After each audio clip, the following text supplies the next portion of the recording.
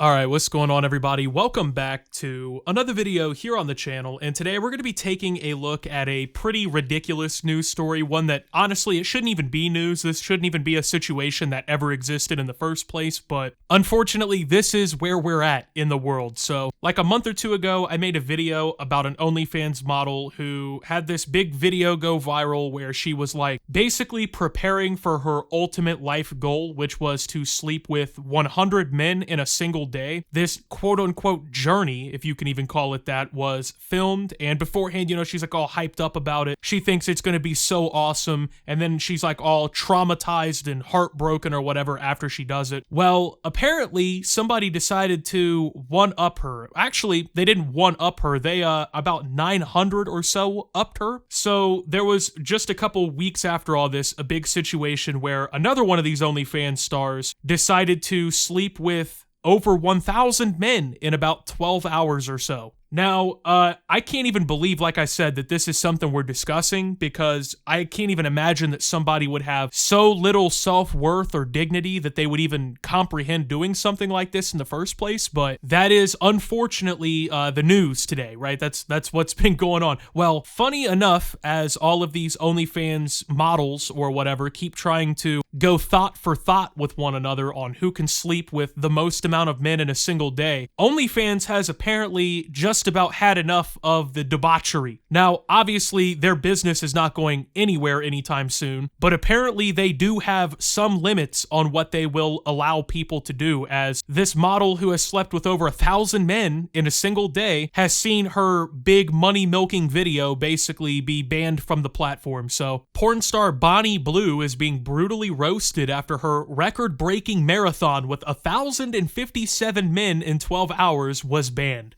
The high-profile British sex worker whose Australian visa was cancelled in November after public outcry over her viral schoolies stunt featuring, quote, barely legal young men, had planned to make a fortune by selling the video of her sleeping with over 1,000 men. However, the explicit video has since been removed from the 25-year-old subscription site after OnlyFans reportedly said the X-rated clip breached its rules. So if you're wondering what rule was broken on OnlyFans throughout this entire thing, apparently OnlyFans takes it really seriously, like the whole age thing, of course. I mean, as they should. Nobody really wants them to not enforce that rule, I feel like. That seems like a pretty decent rule that you should actually be able to verify, like, that the people doing this shit are adults, right? But apparently, with there being over 1,000 men involved in this entire thing, and some of them declared quote-unquote barely legal, OnlyFans couldn't really verify that all of the men who participated were actually of age, and so they decided it was, I don't know, too much of a brand risk, or basically this woman filmed this video for the express purpose of putting herself out there as being the biggest hoe. You know what I mean? Nobody ever decides to sleep with even more than like one person in a day and they not be a hoe, you know what I mean? It's a pretty insane thing to do, to sleep with 1,000 people in 12 hours. So I wanted to go ahead and do a little math here, right? And just see how exactly this was even possible, you know what I mean? Because some people, like an Amazon driver, for instance, right? They drop off what, maybe like 100, 200 houses worth of packages a day in like a 10-hour shift. So I wanted to see, how is it even possible to have 1,000 partners in 12 hours? So 12 hours is 720 minutes, meaning that in order to complete this, there had to be either multiple people going at a time, or every single person involved in doing this got less than a minute or so with this person. Probably somewhere around 20 to 30 seconds. So the fact that this is even a video that was filmed in the first place, like, it's pretty fucking disgusting on everyone's part. I'm just gonna go ahead and say it, because I saw the reaction to the whole woman sleeping with 100 men in one day thing. You had women out here who were trying to put all the blame on the men, like, oh, well, if the men didn't sign up to do it, it wouldn't happen. As if the woman who chose to let this happen to her had no agency in the decision. She didn't make the decision. She wasn't making a whole fucking documentary about how great it was gonna be. Everybody involved in this shit is is just disgusting. Let's be real here. There is no winning in a situation like this. I mean, first off, you're sleeping with an OnlyFans model, so it's like basically entering a car where the keys have been left inside and the car is unlocked, right? It's not like it's much of an accomplishment. Congratulations, bro. But then to like post it online and treat it like it's some sort of real accomplishment or something good, I mean, you really have to just have such a little level of self-respect and dignity and value to even consider that an accomplishment. I'm not gonna lie, if I was a father and my daughter did this and like that was what she was known for in life, no funny shit, I might have to go ahead and just end it all. Like really, I would like walk off a building or some shit because like, I mean, come on, bro. There is no person in their right mind who looks at this and is like proud of this woman for doing this shit or thinks that it's a good thing. And truthfully, the fact that OnlyFans stepped in and said, nah, even this shit is too far for our platform. We can't have this happening here. I gotta actually give some credence to OnlyFans on that one, man, because like, obviously, in terms of a business decision, the right thing for them to do would have been to just let the video go up or whatever. Just hope that everyone involved in making it was being honest and truthful about their age and whatever. But even with all the money that would have been on the table, because let's be real, people would have bought this shit. There are so many simps and just sad people out there willing to pay for this shit, right? It would have made money. But OnlyFans said, nah, we can't have this. This is too far even for us. And this is a platform that has helped normalize a lot of this shit in the first place in society. Not to say it was like the first porn site or whatever, but in terms of like being with 100, 1,000, 6 million men in the same day or whatever, right? It honestly just kind of seems like, well, it wasn't happening much before OnlyFans. At least it wasn't making fucking like round the world news headlines and stuff like that. So Blue, who recorded the jaw-dropping video at a $30,000 mansion, what an oxymoron that is, famed for hosting illegal sex parties, has previously been vocal about why she makes her controversial content, stating she often rage baits in order to boost subscriptions and ultimately line her pockets. As a result, social media are having a field day, pointing out Blue's shocking stunt was all for nothing if she can't make money from it. Quote, imagine doing all that work for nothing, one wrote on Facebook. Quote, what an anticlimax, scoffed someone else. I mean, it's honestly what she deserves, you know what I mean? Like, if you're gonna be admittedly a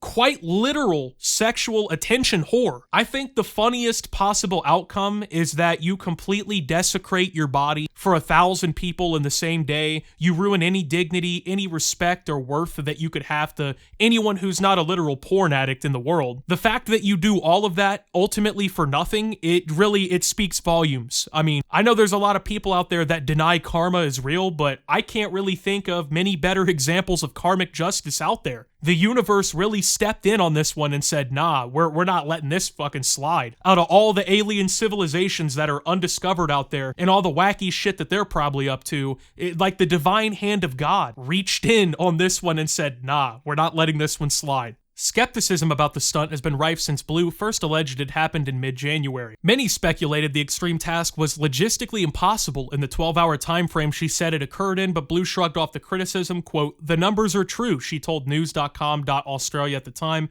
Her claim was backed up by an unemployed security guard named Ollie Walker, who admitted he was in the queue for the session. He ended up backing out after being put off by the fact the participants didn't get one-on-one time with Blue. Meanwhile, a video showing a concerned mom dragging her 19-year-old out of the line also appears to support Blue's claim that the marathon really occurred. Further fueling the mystery of this world record is that behind-the-scenes footage of the aftermath of the session has disappeared from YouTube. I mean, what a fucking just disgustingly sad tale. Imagine you're a 19-year-old man who obviously doesn't respect himself, doesn't really value himself, doesn't really value his dignity or anything like that, and you're lining up as, what, contestant number 719 in the 1,000-man bang-up? I mean, imagine sitting there and considering that in your head, and then your mother walks in to the entire thing and it's like, okay, Johnny, get your condoms, get your mask, we're leaving. Like, what the fuck is going on here? I can't imagine the heartbreak that a mother has to go through when she has to drag her 19-year-old son out of the village gangbang. You know what I mean? Like, at that point, like,